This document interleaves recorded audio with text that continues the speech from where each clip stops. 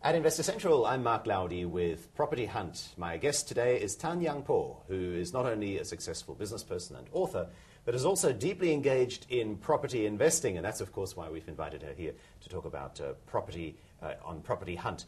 Great to see you. Thanks so much for coming in today. Thank you so much for having me. We all know that Singaporeans and Malaysians are crazy about investing in property. Yep. Your contention is that they're not successful most of the time. Why is that? I think first we define what is not successful. Not successful means people who don't make money or they lose money because they have to exit, by losing money on the property. A lot of people don't make it partly because they don't know how to identify what is a right property type, because most people get emotionally attached to property.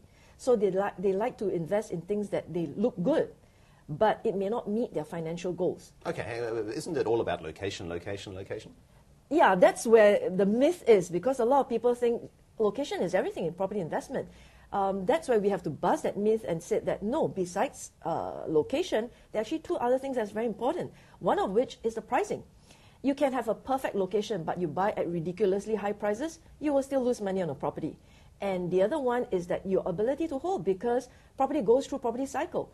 So whatever price you buy in, if you are not able to hold on to the property when the downtime comes, that's when you have to exit with a loss. So just saying property is all about location alone is not sufficient. Who came up with this myth then? Because everybody is a shortcut, easy way for people to remember. So everybody just say what's easy to remember. And you also said people just buy what looks nice. But again, isn't that obvious? Isn't that the right thing to do?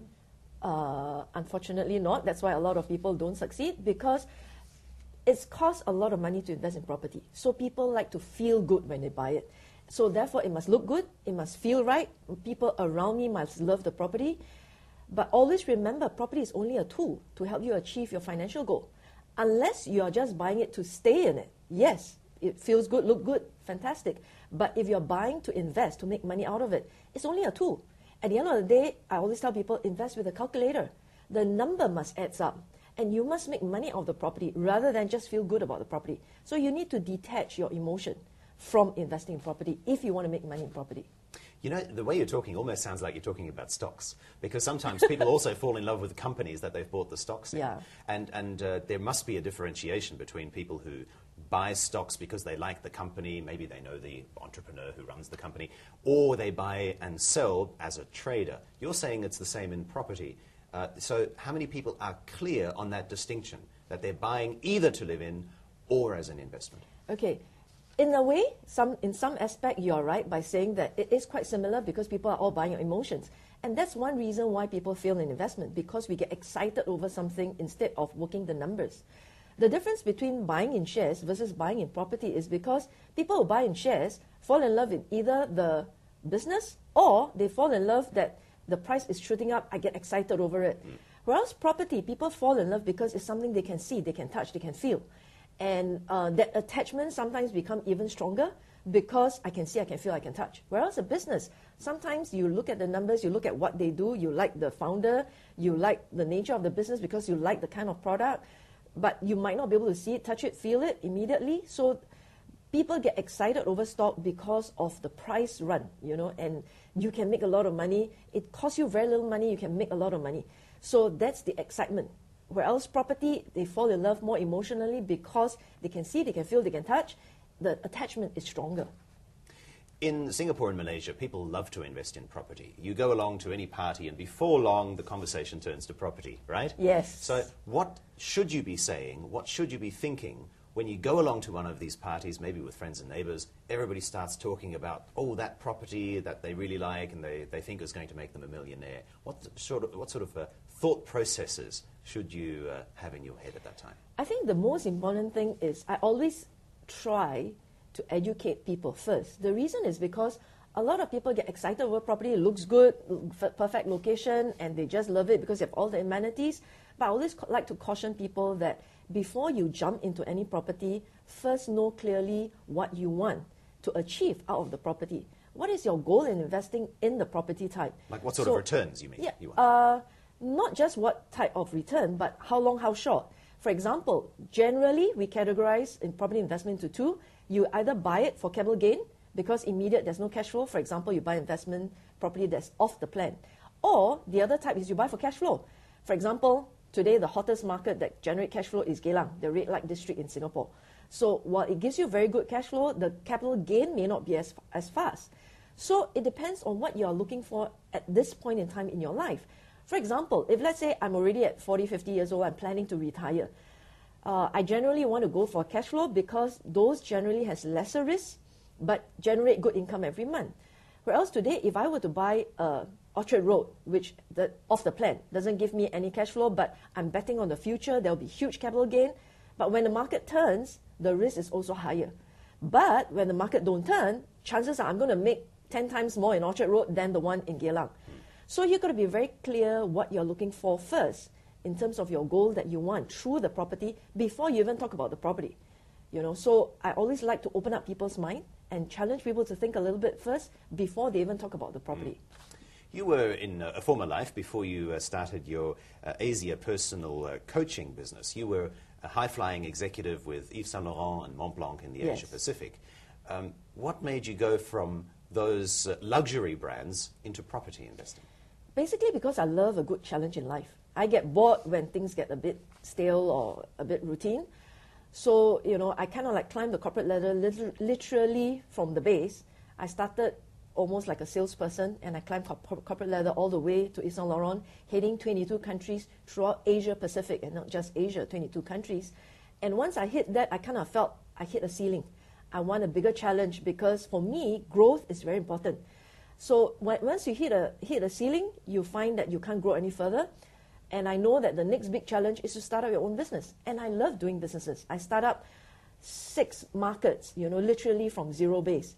And I love the good challenge. I say, hey, instead of opening up new markets for other people, why don't I do it for myself? And that's when I come out, started my own business.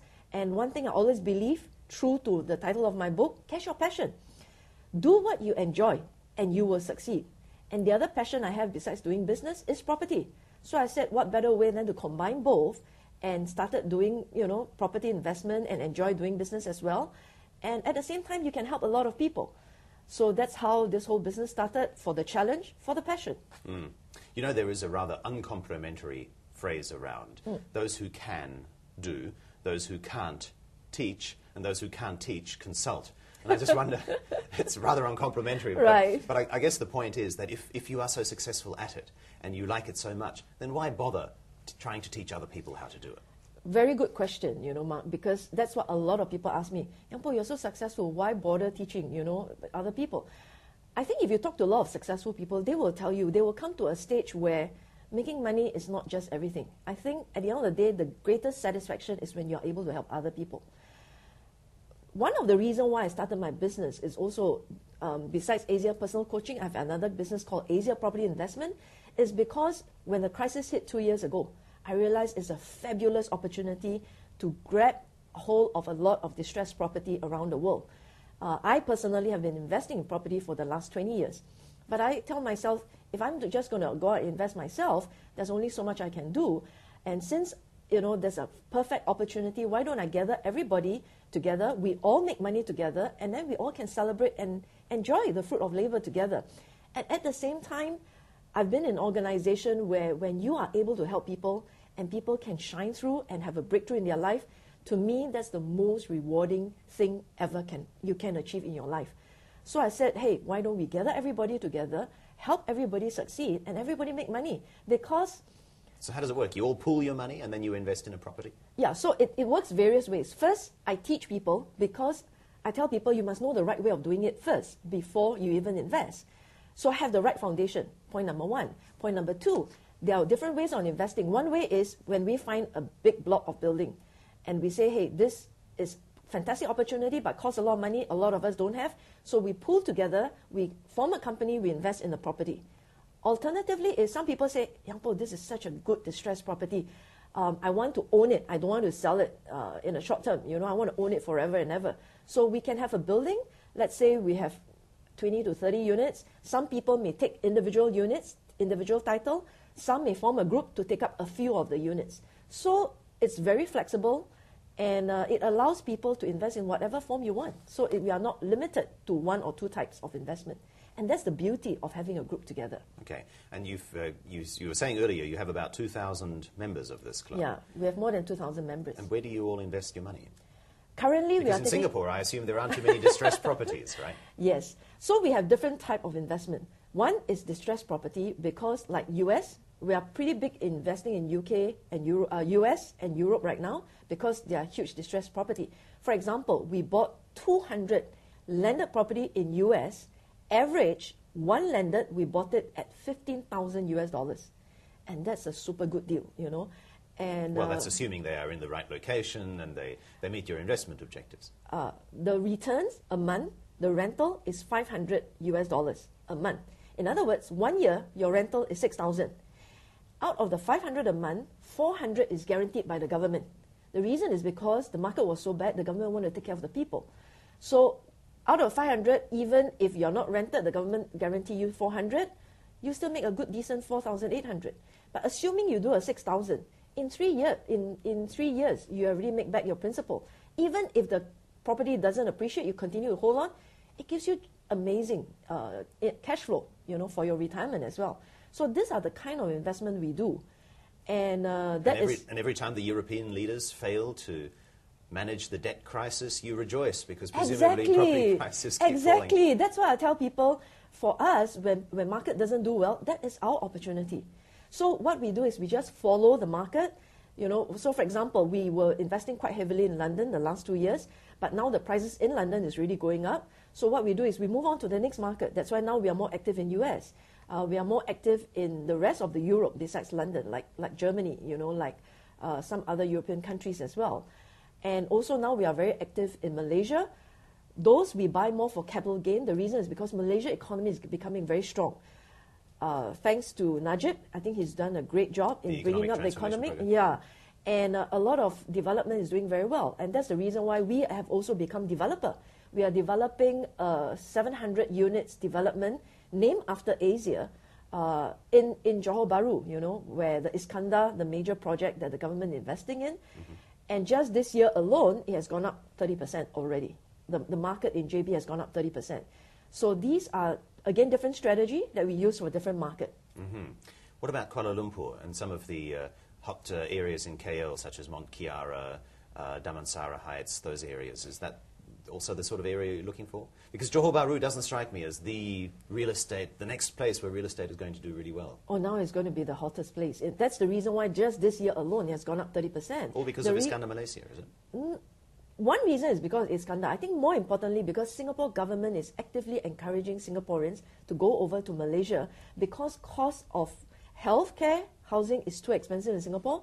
So in order to cater to those people who can't afford, government is encouraging people to stay overseas, but not too far away. JB is convenient. Literally half an hour drive, you are across the causeway already. So that's why government, Temasek Holding, is investing largely right now in the Iskandar area as well, hoping to develop healthcare for the Singaporeans as well. And right now, Singaporeans, you can even use your CPF when you go over to Malaysia, some of the hospital, when you seek healthcare, medical health as well. So government is encouraging people to go over. That's why, as you know, Singapore government, wherever they go, you just follow them. Hard to go wrong, you know. Coming back to your question about KL, yes, KL, there are still pockets that you can look at. However, be careful as well because some of the prices has gone pretty high already. So this is a point when I talk about be careful about the pricing. Location could be good, but if the pricing is getting a little bit high, you might want to stay away. One thing I always tell people this, don't get in because of the hype, because you know it's a good market, good location.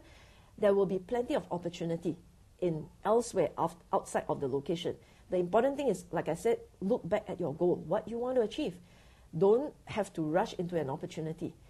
The other success factor that I always encourage our people to do, and which is the key reason why we are doing so well, is because we typically invest in property that's below market value. We don't buy property from newspaper because most of the time those are retail. Those are the most expensive. So the reason why people ask me how I can manage to find 15,000 landed property in US, because we buy below market value. That's why people say, aren't you afraid of double dip, triple dip?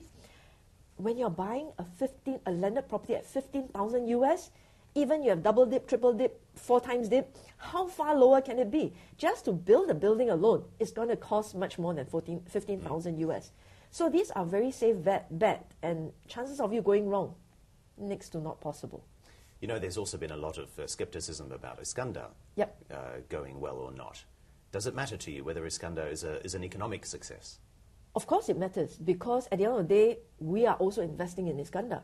But always bear in mind, people say Iskandar, remember Iskandar is 3 times the size of Singapore. It's a huge place. So when people say Iskandar, it's too big an area. You need to zero down, like all properties investment. You have to zero down to certain areas within Iskandar, which does well. So not whole of Iskandar will do well. You need to seek out the pockets that do well, that the government is really focusing and driving it and building infrastructure and is developing the whole concept. That's where you should invest in, not the whole Iskandar, but pockets that government is taking the lead and investing heavily in. Very interesting. Let's continue our conversation another time. Thanks very much for coming in today. Thank you so much, Mark. Tan Yang Po from Asia Personal Coaching and Asia Property Investments.